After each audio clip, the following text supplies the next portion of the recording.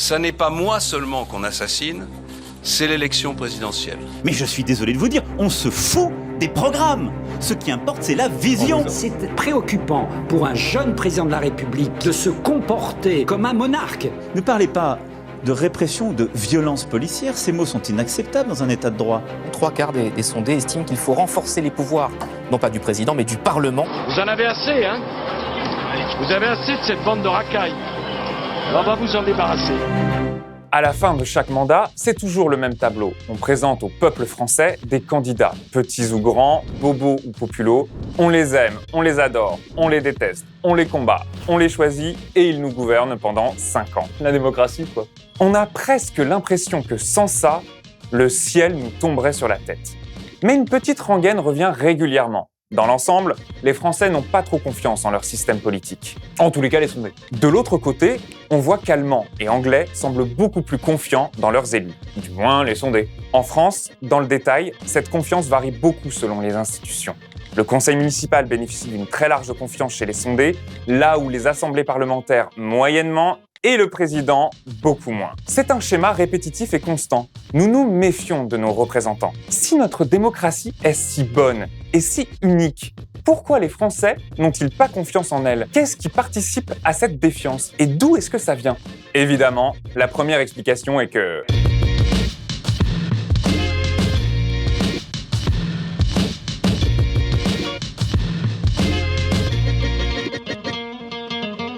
À la surprise générale, le problème principal, c'est l'élection présidentielle. De par ce qu'elle est et ce qu'elle représente, l'élection présidentielle a tué la démocratie française. Déjà, problème numéro 1, les candidats. Un candidat, c'est quelqu'un.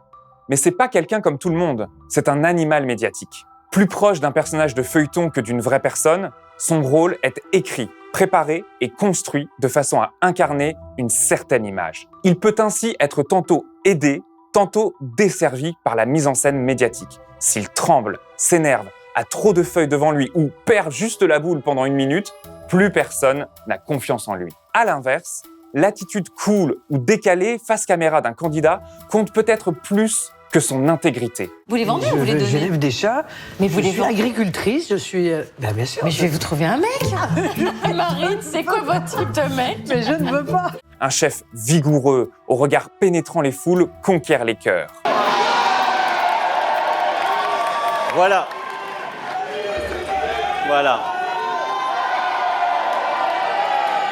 Mais tout cela n'a rien à voir avec leur vraie personne.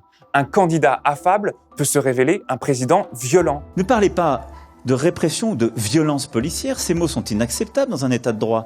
Un candidat prometteur pour certains peut cacher un président parjure. Les programmes sont passés à la moulinette médiatique. Les idées d'un candidat ne sont plus ce pourquoi il se présente, mais sont des objets de communication. Ce ne sont que des moyens, quand ils sont bien employés, de se faire élire. Mais je suis désolé de vous dire, on se fout des programmes. Ce qui importe, c'est la vision. Mais en plus, ces mêmes candidats, artificiels et surdopés à la communication médiatique, nous sont un peu imposés. Si on veut voter pour un programme, on doit voter pour un candidat donné. C'est une élection qui devient personnelle. Et qui dit élection personnelle dit personnalisation du débat. Un débat personnalisé ne parle plus tant d'idées, de programmes, de méthodes et de philosophie que de la dernière sortie, du physique ou de la couleur de la veste des candidats. Qu'est-ce qu'il y a? Vous l'aimez pas? Ça brille beaucoup, hein. Plus insidieux, le débat peut doucement glisser du programme et de sa crédibilité technique à la crédibilité du candidat lui-même. Et en combinant personnalisation et artificialisation, on en arrive à une politique tout en superficialité. Les Français ont aussi pu voir le vrai Macron dans ce second tour. La bienveillance a fait place à la médisance. Certains diront encore « on s'en fiche, c'est le peuple qui vote, c'est démocratique ». Mais encore heureux, ça c'est la base de la démocratie, les fondations. Quand vous n'avez que les fondations d'une maison, vous n'avez pas une maison, quid de la confiance ? Parce qu'il ne suffit pas de dire « le peuple a voté », il faut encore s'assurer que les institutions puissent fonctionner de façon sincère. Et c'est le problème des élections présidentielles en tant que telles. Avec un scrutin artificialisé et personnalisé, la campagne repose plus sur le caractère et l'image du candidat et moins sur ses idées et ses engagements. Alors certes, l'image et le caractère d'un chef peuvent exercer une influence déterminante sur l'avenir d'une nation. Prenez Chirac. Un jour, il a torpillé son camp, j'ai décidé de dissoudre l'Assemblée nationale. Un autre, il nous a évité la guerre en Irak. L'Irak ne représente pas aujourd'hui une menace immédiate telle qu'elle justifie une guerre immédiate. Mais l'avenir de la France doit-il reposer sur l'image ou le caractère du seul président, mal élu, non représentatif et irresponsable de ses actes officiels ? L'élection présidentielle entretient l'idée dans l'inconscient français que le pouvoir démocratique doit être un pouvoir d'image et de personne. Mais c'est tout l'inverse. Le pouvoir démocratique doit être collégial, mesuré et surtout dépersonnalisé. Le règne des idées et des lois et non le règne des petits chefs aux décisions arbitraires. D'un point de vue démocratique, c'est l'avantage que les gouvernements ont sur les chefs d'État. Ce sont des structures collégiales. Les défauts de l'un de ses membres peuvent être rattrapés par les performances d'un autre et donner un ensemble moins inacceptable. Rien de tout cela avec un président unique. Sa personnalité est cruciale alors qu'elle devrait être secondaire. On est tous prêts à défendre la personne du candidat qui portera nos idées. Et c'est normal, c'est mécanique. Si on laisse sa personne sacrée être attaquée, alors nos idées ne passeront pas. Plus encore, cette façon de concevoir le pouvoir démocratique nous détourne des vraies questions. En effet, le temps médiatique des campagnes devient essentiellement tourné vers les outils de communication. Il s'agit de faire du buzz sur le candidat, trouver la petite phrase qui va le lancer ou être celui qui l'aura fait bafouiller. C'était un moment de grâce, voilà. C'était un moment unique. Ça rapporte des vues, ça crée de l'audimat. Éric Zemmour, on va pas se mentir, c'est toujours un carton d'audience. Mais où est le débat de fond, celui des conceptions différentes, fondées sur des visions du monde et des valeurs différentes ? Il existe bien dans les débats officiels, mais comparer le temps des débats officiels avec tous les plateaux de verbiage. C'est le jour et la nuit. Alors que le débat d'idées devrait être premier et roi de la scène médiatique, il n'est qu'un exercice encore trop rare. C'est préoccupant pour un jeune président de la République qui voulait renouveler le style de l'action politique de revenir, j'allais dire, à des archaïsmes. De se comporter dans la Ve République comme un monarque. Les élections présidentielles artificialisent le débat en incitant les personnalités politiques à davantage travailler leur image que leur programme. Parce que l'image, ça rapporte plus que le programme. Cette double concentration des moyens politiques autour de l'image et de l'opinion est un passe-droit que les Français laissent à leurs gouvernants. Et ça leur va aux gouvernants. Un programme, ça demande du travail, de l'expertise et de la maîtrise technique. Ça entraîne des débats pénibles sur des notions complexes et peu attirantes. L'économie, la dette, les réformes structurelles, la retraite à points. Non, pas la retraite à points. Alors que si tout n'est qu'une question d'image, un candidat peut même débiter des âneries sans plomber ses sondages. Ça n'est pas moi seulement qu'on assassine, c'est l'élection présidentielle. Et c'est un problème spécifique de l'élection présidentielle. À la fois artificielle et personnalisée, les candidats ne sont plus les porte-voix d'idées, mais des créatures entraînées à répondre aux besoins médiatiques. Le programme, c'est en option. Mais quelles conséquences, en vrai, concrètement ? Un des meilleurs exemples, c'est le traité de Lisbonne. C'est en se concentrant sur les personnes et pas les programmes qu'on arrive à cette situation délirante qu'a représenté le Congrès de 2008. Alors comme c'est un peu technique, on a été chercher un super pro des trucs techniques. Le spécialiste des trucs techniques présente le Congrès de 2008. Avant de parler de 2008, il faut parler de 2005. En 2005, un projet de réforme des institutions européennes est proposé aux peuples européens. C'est le traité de Rome II, qui portait une constitution européenne. Cependant, le 29 mai 2005, le peuple français rejette le projet à presque 55%. Et le projet, donc, du coup, enterré. Mais cette idée de renforcement de l'Europe est chère à la droite traditionnelle. Dès 2006, Nicolas Sarkozy entame donc une campagne pour promouvoir le contenu du traité qui a été rejeté.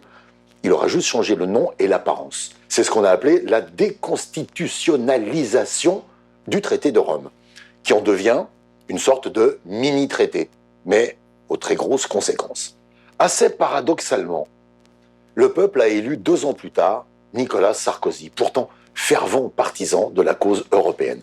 Dans la foulée, les Français élisent aussi une majorité UMP très européiste à l'Assemblée nationale. À la suite de ces élections, Sarkozy relance le processus européen et décide de ne pas soumettre ce projet au référendum, mais d'utiliser le Congrès, la réunion solennelle des 2 assemblées parlementaires, largement dominée par sa majorité. Il était sur du velours. Ceci aboutit à l'adoption du traité de Lisbonne en 2008, qui a donné les institutions européennes telles qu'on les connaît aujourd'hui. Voilà, simple, efficace, atroce. C'est fini. C'était le spécialiste des trucs techniques. Si 55% des Français ont rejeté la Constitution européenne en 2005, pourquoi 53% d'entre eux ont mis Sarkozy et l'UMP au pouvoir, eux qui ne se sont jamais cachés d'être très pro-Europe? Vous pensez qu'en 2 ans, le peuple français a changé d'avis sur l'Europe? On a vu que c'était possible chez les Anglais avec le Brexit, hein. Mais le vrai problème, c'est que les élections de 2007 ont occulté les questions de fond par leur hyper-personnalisation, point fort de Sarkozy. Vous en avez assez, hein? Vous avez assez de cette bande de racailles. On va vous en débarrasser. Une petite phrase et 1 heure de visite. On a plus parlé de ces petites phrases et des pics de droite comme de gauche que de programmes et d'idées. Et je suis très en colère.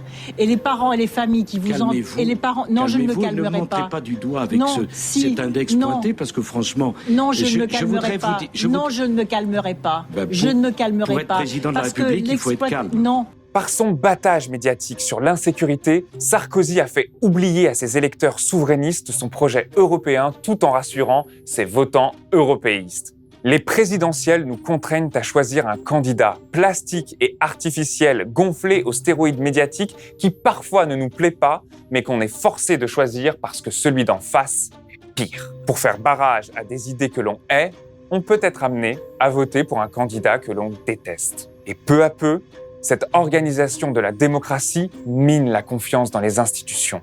Comment peut-on avoir confiance en un système qui nous ment? Les Français ne pourront pas acheter de masques dans les pharmacies parce que ce n'est pas nécessaire quand on n'est pas malade. Au-delà des mensonges ponctuels d'un gouvernement, ce problème de confiance vient d'une duperie qu'entretiennent les élections présidentielles. Issu d'un parti, d'une faction, le candidat vainqueur se présente malgré tout comme l'élu de tous les Français. Le voilà, le nœud gordien. Tant qu'on aura un président partisan qui affirme être le représentant de tous les Français, la méfiance restera présente. Et vous savez pourquoi? En principe, on trouve normal qu'un gouvernement porté par une majorité élue sur un programme mène la politique pour laquelle le peuple l'a choisi. Sauf qu'on dit d'un côté que le président est l'élu de tous les Français, mais de l'autre, qu'il doit disposer d'une majorité pour gouverner. Un gouvernement ne se revendique pas d'être le représentant de tous les Français. Sa majorité est partisane et a des oppositions. Le président, lui, se paye le luxe d'être le représentant de tous alors qu'il n'en sert que certains. Cette ambivalence, on la retrouve dans le lexique médiatique et politique. Rassembler, vote utile, candidat de l'Union, du barrage. Comme si au fond, magiquement, au second tour, il dépassait sa propre famille politique pour devenir le président de tous les Français. Cette illusion d'un président de tout le peuple est la cause de méfiance dans les institutions démocratiques. En établissant une équivalence entre le candidat élu et la volonté de tout un peuple, les présidentielles renforcent une autre défiance. Elles détruisent toute légitimité des députés. Élus d'une circonscription réputée partisans, flemmards et surpayés, les députés sont en tout seconds au président qui est, lui, élu de toute la nation, toujours montré actif et à l'initiative. Les députés deviennent une décoration, perroquet présidentiel dont l'opinion n'a d'intérêt que quand elle concorde avec le locataire de l'Élysée, factieuse et opportuniste quand elle s'y oppose. Et oui, mes chers collègues, oui, même si ça vous embête, on est là. On est là. Et même si depuis le début du mandat, vous ne le voulez pas, on est là. Et c'est, d'une certaine façon, le corollaire du problème précédent. Sur le temps long, ce paradoxe entre un président de tous les Français, mais néanmoins partisan, empêche l'Assemblée, l'institution qui est censée faire la synthèse entre pluralité des opinions et décision majoritaire, de fonctionner. Il ne peut y avoir 2 représentants du peuple. Entre le Parlement et le président, il faut choisir. Et la France a choisi. Tout le monde joue à ce jeu-là. Tous les camps politiques s'obsèdent sur la présidentielle et ne parlent des législatives qu'à la dernière seconde. Alors qu'un Parlement, c'est divers. Ça représente des sensibilités, des divergences comme des convergences, à la fois d'intérêts, mais aussi de valeurs. Seulement 12% des Français interrogés trouvent qu'il faut maintenir en l'état la Ve République et que nos institutions fonctionnent bien. Et 73%, 3/4 des sondés, estiment qu'il faut renforcer les pouvoirs, non pas du président, mais du Parlement. Stop à la présidentialisation. Dans un Parlement, on parlemente, on échange, on marchande, on justifie, on raisonne, on dénonce, on fabrique de la démocratie et de la confiance. Avec un président, et surtout Jupiter, on s'écrase. Ça peut finir par taper sur le système. Et ça monte, ça monte, ça monte, jusqu'à ce que mon petit chef dise fonce. Et ça fait bim, bam, boum, ça fait, et ça fait ouille. Je peux vous dire, il y a des violences policières, si ça vous fait plaisir que je le dise. On ne va pas jouer à ni oui ni non. Cette méfiance des Français dans leurs représentants amène à davantage d'abstention. À force de répéter l'importance de la fonction présidentielle pour la gestion politique de la France, il est normal que les Français se désintéressent des autres élections. À quoi ça sert d'aller voter pour des trucs qui ne servent à rien, puisque tout émane du président? Les politiques ont alors beau jeu de critiquer une situation qu'ils causent et entretiennent. Je les appelle au sursaut. Tous ceux qui veulent exprimer leur opposition à l'action de ce gouvernement qui conduit le pays au chaos ont le devoir de réagir. On moralise sournoisement le peuple. Vous ne votez pas assez, c'est pas bien. Vous ne méritez pas. La démocratie, ça se mérite. Nous avons d'abord des devoirs à l'égard de la nation, qui nous protège, nous éduque, nous soigne et nous porte. Une fois ces devoirs remplis, nous pouvons nous interroger sur les droits. Rien n'est fait pour pallier ces situations. Le vote blanc, c'est non. L'initiative citoyenne, le moins possible. L'autogestion locale, quand c'est vraiment pour pas grand-chose. Pire encore, pendant ce dernier quinquennat, le grand débat ou la Convention citoyenne pour le climat n'ont fait qu'accroître la défiance du peuple envers le pouvoir. Ce dernier exemple l'illustre bien. D'un engagement ferme et clair du chef de l'État de soumettre sans filtre aux Français les propositions d'une assemblée de citoyens tirés au sort, on est arrivé à rien du tout. La promesse présidentielle d'une part et le travail autonome de citoyens de l'autre, bafoués par un revirement capricieux d'un président autocrate, n'ont fait qu'aggraver encore l'incertitude démocratique. Si tout est verrouillé, alors à quoi bon? On se résigne? On fout le feu? On va tout cramer, il faudra pas demander d'où ça vient. Aujourd'hui, les Français sont coincés. Collés à un imaginaire présidentiel toxique et débilitant, leur volonté de s'investir pour peser dans l'avenir de la France est structurellement neutralisée. On fait en sorte que personne n'ait envie de rien, sauf des présidentielles. Mais au fond, a-t-on vraiment besoin de ces élections présidentielles? L'Allemagne fait très bien sans. L'Angleterre, pareil. L'Espagne, l'Italie, le Danemark, la Suède et la Norvège, pareil. Les élections présidentielles rendent naturel et évident ce qui ne l'est pas. On nous répète avec cette constance qui tient de l'obsession perverse qu'il nous faut des élections présidentielles directes parce qu'il nous faut un chef fort. Mais rien ne montre que la gestion par un chef unique rend la politique plus efficace. Certains des pays dont je viens de parler, l'Allemagne, les Pays-Bas ou encore le Danemark, la Norvège et la Suède, ont des systèmes politiques où les pouvoirs sont collégiaux et où les compétences et la liberté de l'exécutif sont limitées. Et pourtant, qui dirait que l'Allemagne a un gouvernement faible? Mais en France, quand on demande pourquoi le président doit décider, pourquoi ce chef-là doit être fort et pas les autres, on répond qu'il est élu par le peuple. Il faut donc qu'il décide, sinon c'est pas démocratique. Non mais, l'élu quoi. On répond aussi que le Premier ministre, les députés ne sont pas élus directement par toute la nation. Ils n'ont pas la légitimité du président. Le président représente tous les Français et serait responsable devant eux tous les 5 ans. On a beaucoup retrouvé cette idée au cours de l'histoire politique française. Elle plaisait bien à De Gaulle. Giscard d'Estaing et Pompidou aussi s'étaient laissés charmer par cette gentille ritournelle qui flatte l'ego. Et oui, Mitterrand aussi. Genre, beaucoup. Tonton Mimi, il aimait ça, hein, le culte présidentiel, après l'avoir tant condamné. Je suis le dernier des grands présidents. Après moi, il n'y aura plus que des financiers et des comptables. Plus récemment, l'hyper-président Sarkozy a remis une pièce dans la machine.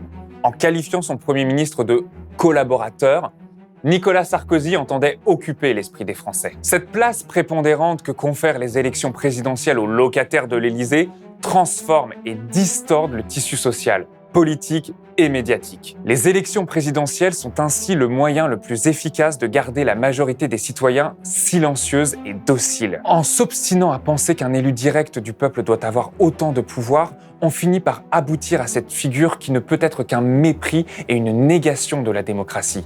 Le monarque présidentiel, décideur de tout, mais responsable de rien. Oui, et bah alors, on fait quoi hein Tu donnes pas de solution dans ta vidéo.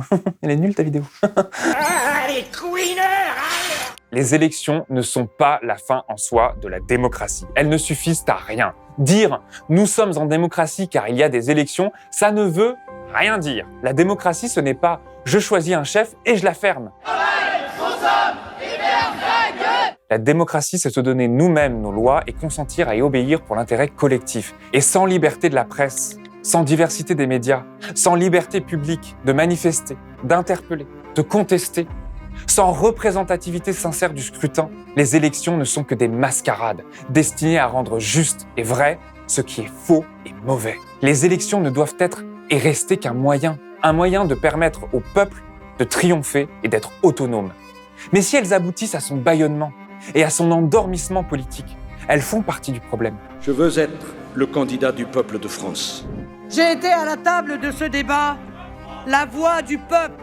Dire « le peuple veut ceci, cela », sans procédure sérieuse, indépendante, contrôlée, équitable et sincère, c'est se servir d'une marionnette qu'on agite devant un parterre de citoyens infantilisés en leur disant « Vous voyez, c'est ça que vous voulez, c'est le peuple qui le dit ». Les élections présidentielles, telles que nous les connaissons, amplifient et justifient tout cela. Elles permettent et favorisent cette hypnose de masse particulièrement forte aujourd'hui où, dans notre société hyper propagandiste, tout est devenu marchandise susceptible d'être mise en publicité. Ces élections ridicules n'ont de démocratique que le nom et sont une imposture, de leur organisation jusqu'à leurs conséquences les plus profondes sur l'inconscient collectif des Français. Mais, suffisamment répétés, ces mensonges finissent par paraître vrais. Le pouvoir des gouvernants réside essentiellement dans notre inaction collective, parce qu'au fond, nous, les êtres humains, on ne veut pas agir, on ne veut pas changer. Se mêler de démocratie, c'est épuisant. Et à la fin, personne n'obtient jamais tout à fait ce qu'il veut. De ce fait, sans vraiment le vouloir, sans vraiment le savoir, avec faiblesse, imprécision, manque de coordination et gaucherie, des hommes politiques, dont on se figure une puissance absolument factice, nous maintiennent à genoux. Ils puisent dans cette force incroyable, totale, invisible et pourtant si volatile, l'habitude. L'habitude de voter ainsi, l'habitude de détester son président, l'habitude d'attendre le crash final qui peut-être nous libérera définitivement. La bonne nouvelle avec les habitudes, c'est qu'il suffit d'en changer pour tout changer.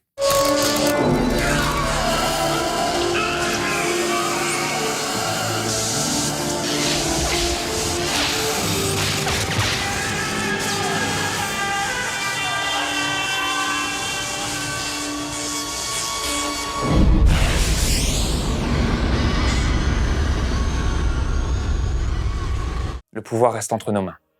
Toujours. Allez, pour se remonter le moral, on se quitte avec une citation inspirante du genre « Le plus excellent symbole du peuple, c'est le pavé. On marche dessus jusqu'à ce qu'il vous tombe sur la tête. » Ça ne m'émeut pas. Ça ne m'émeut pas. Abonnez-vous et faites un Neuroblast.